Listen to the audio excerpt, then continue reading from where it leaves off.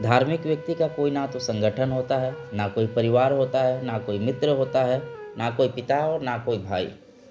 Jesus ने कुछ बड़े कठोर शब्द कहे हैं। असल में ये इतने कठोर शब्द है कि केवल वही लोग कह सकते हैं जो प्रेम को उपलब्ध हो। जिनका प्रेम कमज़ोर है वो कठोर शब्द भी नहीं कह सकते। एक दिन बाजार में जीसस के पास बहुत लोग भीड़ लगाए खड़े हैं और जीसस की माँ मरियम उनसे मिलने आई है। तो भीड़ में लोग उसे रास्ता दे रहे हैं। कोई चिल्ला रहा है, अरे रास्ता दे दो, रास्ता दे दो, जीसस की माँ आ रही है, भाई रास्ता दे दो, जीसस की माँ को भीतर आने दो। तो जीसस भीतर से चिल्लाते हैं, अगर जीसस की माँ को रास्ता दे रहे हो तो देना भी मत, क्योंकि जीसस की माँ कोई है ही नहीं। मरियम एकदम चौंक कर खड़ी हो गई और जीसस घिरे हुए लोगों से कहते हैं कि जब तक तुम माँ बाप को न मिटा पाओ तब तक मेरे पास नहीं आ सकोगे। जब तक तुम्हारी माँ है, जब तक तुम्हारे पास पिता है, जब तक तुम्हारे पास भाई है, तुम्हारी पत्नी है, तब तक तुम मेरे पास नहीं आ सकोगे। बड़ा कठोर शब्द है। हम सोच भी नहीं सकते कि जीसस जैसा प्रेम से भरा हुआ आदमी ये कहेगा कि कोई मेरी माँ नहीं है।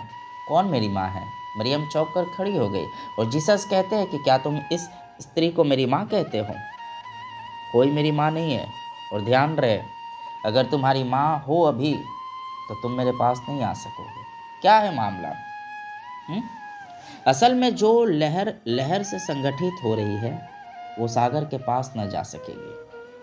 असल में सागर से बचने के लिए ही हर लहर लहर लहर लहर आपस में संगठन बनाती है।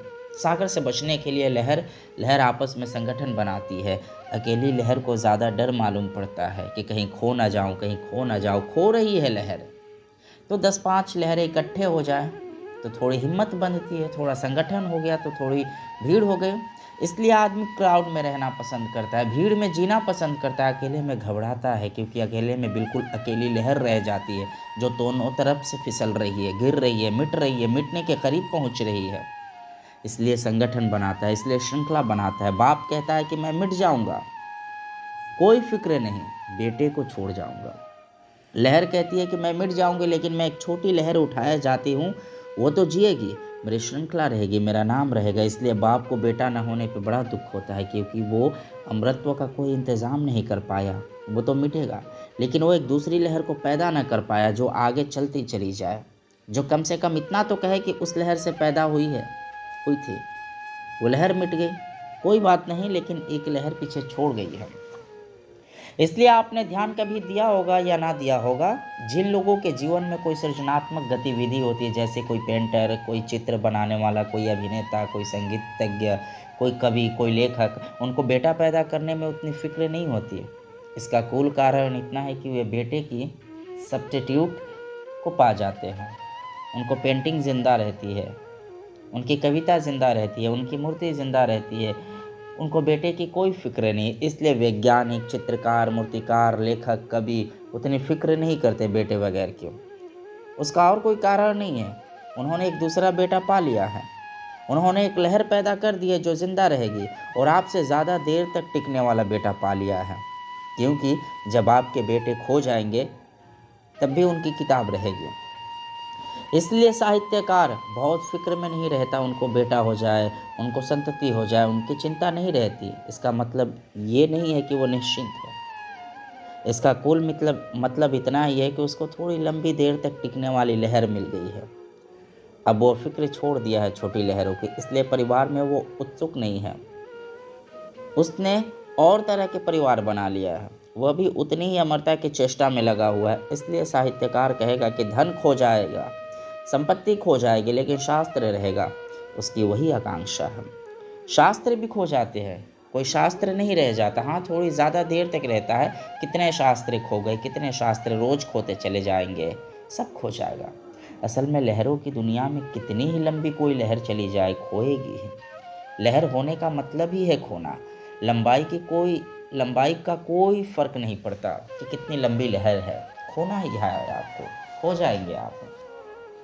इसलिए लहर हूँ मैं, अगर ऐसा जाना तो मौत से बचने की इच्छा रहेगी, डर रहेगा, घबराहट रहेगी। मैं कह रहा हूँ कि मौत को देखे, न बचे, न घबराए, न भागे। देखे, और देखने से आपको लगेगा कि जो इस तरफ से मौत थी वो थोड़े भीतर जाने पर पता चलता है कि वो तो जीवन है।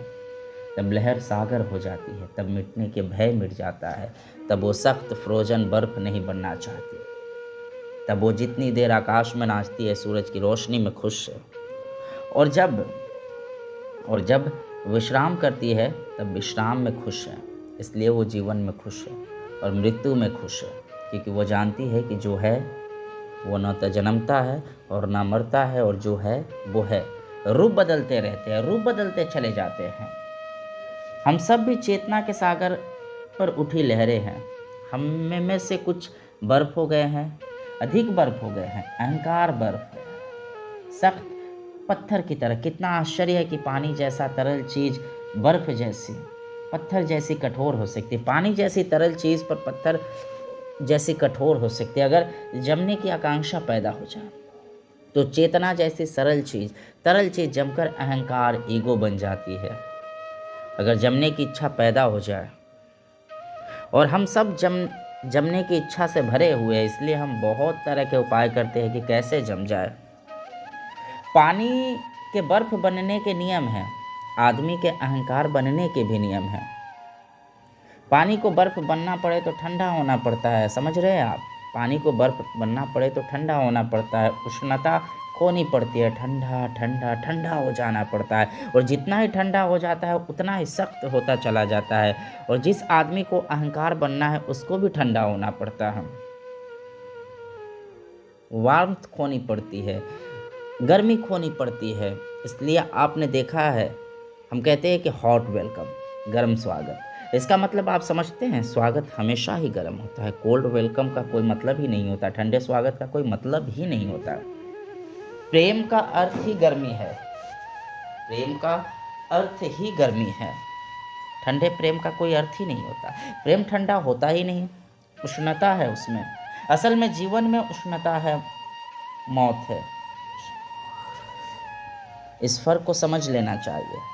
मौत बिल्कुल ठंडी है, जीरो से नीचे, बर्फ उसके भीतर जमा हुआ है। जिंदगी सदा गर्म है, इसलिए सूरज जीवन का प्रतीक है, वो गर्मी का प्रतीक है।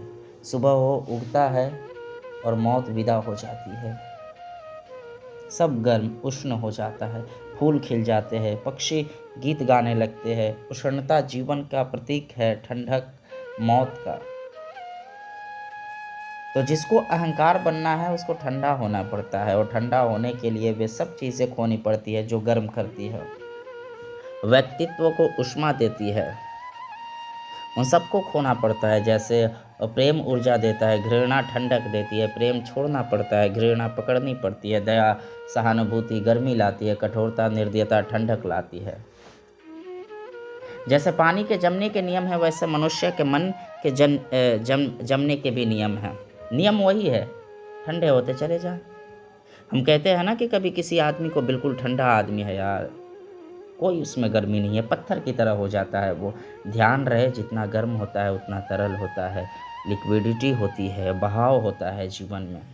तब वो दूसरों में भी प्रवेश कर जाता है, दूसरे उसमें प्रवेश कर जाते हैं। लेकिन ठंडा तो सख्त हो जाता है, फिर किसी में प्रवेश नहीं हो पाता। सब तरफ से क्लोजिंग हो जाती है, सब तरफ से बंद हो जाता है। ना उसमें कोई प्रवेश कर सकता है, ना ही किसी में वो प्रवेश हो सकता है, और ना कोई उसमें प्रवेश कर सकता है। अहंकार जमी हुई बर्फ है, और प्रेम पिघल गया पानी, बह गया पानी। मौत से जो डरेगा, मौत से जो भागेगा, ये बड़े मज़े की बात है कि मौत से जो डरेगा और भागेगा वो ठंडा होता चला जाएगा। क्योंकि ये डर है कि मैं कहीं मर ना जाऊं, कहीं टूट ना जाऊं, मिट ना जाऊं, सिकुड़ेगा, सख्त हो जाएगा, मजबूत हो जाएगा। मैं एक मित्र के घर में कुछ दिन तक रहता था, बड़े धन वाले थे, बड़ा संपदा था। लेकिन एक बात जानकर मैं हैरान हुआ, वो कभी किसी से सीधे ना बोलेंगे, ऐसा आदमी अच्छे हैं। और जब मैं उनके घर में रहा तो मुझे बहुत हैरान हुआ कि भीतर से तो बहुत तरल है, बाहर से बहुत ठोस है। नौकर उसके सामने थरथराएगा, उसका बेटा उसके सामने कांपेगा, उसकी पत्नी उसके सामने डरेगी। कोई उनके घर जाने में 10 दफ़े सोचेगा, जाना ही नहीं चाहता कोई। द्वार पे खड़े होकर डर कर घंटी बजाएगा कि भीतर प्रवेश करना है कि नहीं। जब मैं उनके करीब रहा और उन्हें निकट से जाना तो मैंने कहा, ये क्या मामला है, आप आदमी तो बड़े तरल है। तो उन्होंने कहा, मुझे बड़ा डर लगता है किसी से संबंध बनाना खतरनाक है, क्योंकि संबंध बनाओ कि आज नहीं तो कल पैसा मांगना शुरू कर देता है। अगर पत्नी के सामने विनम्र रहो और प्रेमपूर्ण रहो तो खर्च बढ़ जाता है। अगर बेटे के सामने अकड़े न रहो तो उसका जेब खर्च बढ़ता चला जाता है। अगर नौकर से ठीक से ना बोलो तो मालिक बनने की कोशिश शुरू कर देता है। तो एक ठोस दीवार चारों तरफ खड़ी करनी पड़ती है, कोल्डनेस की, ठंडेपन की, जिससे पत्नी भी डरे, बेटा भी डरे और नौकर भी डरे। और कितने बाप ऐसा नहीं हुए हैं। सच तो यह है कि शायद ही किसी घर में ऐसा हो कि बाप और बेटे कभी बैठकर प्रेम से मिलते हो, शायद ही। बेटे को जब रुपया चाहिए तब वो बाप के पास जाता है, बाप को जब कोई उपदेश देना होता है तो बेटे को मिलता है, अन्यथा कोई मिलना ही नहीं हुआ, मिलन ही नहीं होता। बाप और बेटे के बीच कोई मिलन ही नहीं है, क्योंकि बाप डरा हुआ है, वो ठोस दीवार खड़ी किए हुए है। बेटा भी भयभीत है, वह भी बचकर निकलता रहता है। कहीं कोई तालमेल नहीं होता। जितना जो व्यक्ति डरेगा उतना वो ठोस हो जाएगा। जिसने सुरक्षा की, सिक्योरिटी की फिक्र की, वो ठोस हो जाएगा, क्योंकि तरल में बहुत डर है, इनसिक्योरिटी है। इसलिए हर प्रेम करने में बड़ा डरते हैं। इसलिए हम प्रेम करने में बड़ा डरते हैं और बड़ा पक्का जांच पड़ताल कर लेते हैं, तब प्रेम करते हैं। यानी जिस आदमी से कोई डर नहीं है फिर उससे हम प्रेम करते हैं। इसलिए तो हमने विवाह इजाद किया है कि पहले विवाह कर लो, पहले सब इंतज़ाम कर लो, फिर प्रेम करेंगे। क्योंकि प्रेम खतरनाक है, प्रेम तरल चीज़ है, कोई भी व्यक्ति में प्रवेश हो सकता है। राह चलते आदमी से प्रेम करना खतरनाक है, क्योंकि हो सकता है रात में सब सामान उठा कर ले जाए। इसलिए पहले पक्का पता कर लो कि यह आदमी कौन है, क्या है, इसके माँ बाप कहाँ है, इसका चरित्र कैसा है, इसके गुण क्या है। सब इंतज़ाम कर लो, पूरा सामाजिक सुरक्षा कर लो, फिर घर में लाओ। एक्चुअली हम डरे हुए लोग पहले सुरक्षा कर लेंगे, और जितनी हम सुरक्षा करते हैं उतनी सख्त ठंडी दीवार बर्फ की चारों तरफ खड़ी हो जाती है। वो सारे व्यक्तित्वों को सिकोड़ देती है। हमारा परमात्मा से और कहीं संबंध विच्छेद नहीं हुआ। हम तरल नहीं है, लिक्विड नहीं है, सॉलिड हो गए हैं, बस इतना ही विच्छेद है। हम तरल नहीं है, ठोस हो गए हैं। हम पानी नहीं है, हम बर्फ हो गए हैं, इतना ही विच्छेद है। हम तरल हो जाए, विच्छेद विलीन हो जाएगा, इतना ही अंतर है, और इसी को समझना है। लेकिन हम तरल तभी होंगे जब हम मौत को देखने और जीने के लिए राजी हो जाए, और हम स्वीकार कर ले कि मौत है। हम देख ले, पहचान ले कि मौत है। फिर क्या भय रह जाएगा जब मौत है ही। जब लहर को ये पता है कि मिटना है, जब लहर को ये पता चल गया कि बनने में ही मिटना छिपा है, जब लहर को ये पता चल गया कि जब मैं बनी थी तभी मिटना शुरू हो गया, तो बात खत्म हो गई। अब बर्फ बनने की क्या ज़रूरत है। जितनी देर लहर हूँ, जितनी देर सागर हूँ, बात समाप्त हो गई। तब सब स्वीकृत है। तो उस स्वीकार से लहर सागर हो जाती है। तब सब चिंता मिट जाती है मिटने की, क्योंकि तब लहर जानती है कि मिटने के पहले मैं थी और मिटने के बाद भी मैं हूँ।